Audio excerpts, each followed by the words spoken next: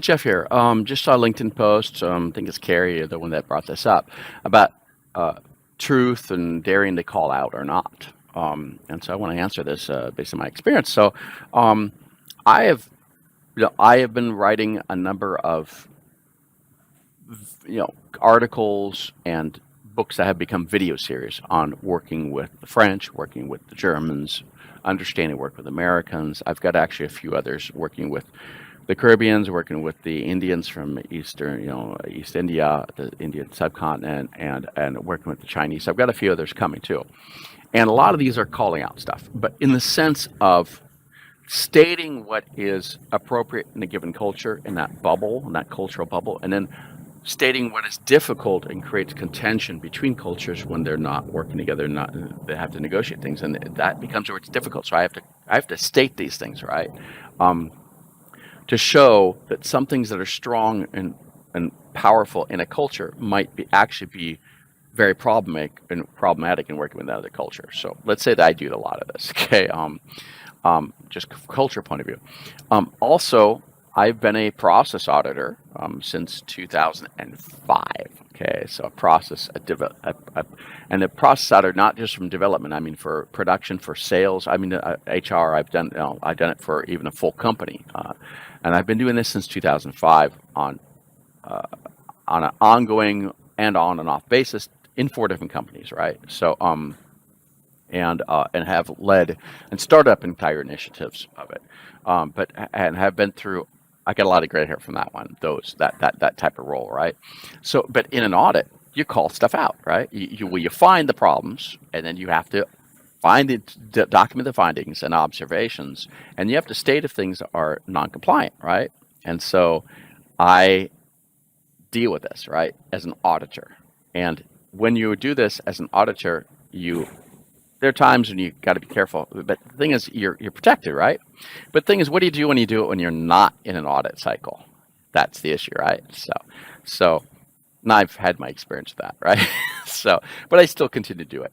You just have to protect yourself, right? So, in those kinds of situations, you got to know how to protect yourself when it's not in the audit cycle, right? Um, uh, and I'm also a trainer of certain topics. I've been a trainer. I've been doing training for most of my career. Right, I was actually a language teacher before all this, um, in business and in university. But I've been in all of the jobs I've ever had. I've gotten into training, and so in training, you teach people how to do things. You teach people what are good best practices, right? And you deal with things that are not always easy. And even at my current job, I've been a corporate requirements trainer. Corporate requirements means here are the seven things you don't negotiate, right? It's just this is the way it's done, right? And that's always bringing up fun stuff, right? So because there are sometimes where you deal with situations where I do talk about situations in previous experiences where I teach people how to avoid getting into that situation, right? So I guess you could call that calling out. So um, stating sometimes anonymously things, but bringing experiences into play, and have been through some things where I've seen some you know court litigation stuff, and have been able to have try to explain how to avoid getting that point, right? So um, there are sometimes it can go south. Sometimes it can really go. We say at least in American it should go south. You just don't want it to go awry, right? And so sometimes calling out isn't necessary thing. A lot of people call this whistleblowers now and the things. The whole thing I think that comes down to in this whole scenario is if people dare to speak out, are they covered? Are they protected or not? And people, if they don't feel they're protected, are not going to do it. Okay, they're not. They're going to be. If they don't feel they can be protected, they won't do it. There's also cultures, and I talk about this. The culture for working my French video series. I talk a lot about. I talk specifically about this thing of being people staying invisible, right? So go watch that video series and see about that, those factors. But in other cultures, legal and or duty to be able to say things, and the whole approach of legal. Pascal Baudry brought up this whole thing of working with the French and Americans, the other side, the other shore. He talks about the French and American cultures and how they're different on the legal point of view of how you are responsible and accountable for for respecting or obeying certain legal things, and it's based on the cultural view, right? If it's a collective or not, and so he talks about a whole thing that. Um, but you'll find that the Americans will dare to do things more, um, because it's part of the whole history of the country. It's a whole history and the culture. It's in the DNA. You'll find that Germans are really into transparency. I do talk about that, and see my working with the Germans. See my video on transparency working with Germans, because I do specify that it's not so much of what it always seems to be. Um, that the word transparency doesn't cut crime out as it's kind of intended to be meant to be understood. But I do talk about that, and again, it's to help people work together, right? The whole thing comes down to is, do people want to collaborate or not, right? And there's a lot of politics, a lot of political infighting and fighting between organizations, which leads to lawsuits, and all kinds of other fun negotiation.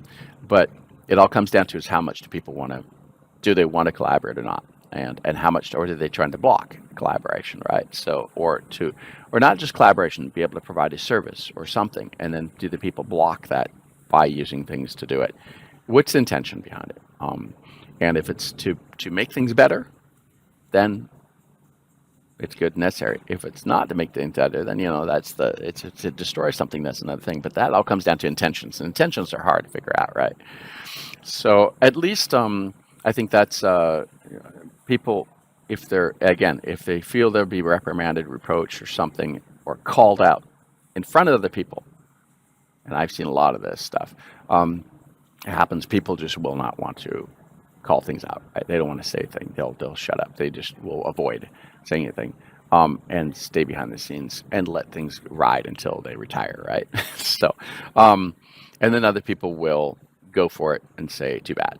The convictions are more important than hiding stuff."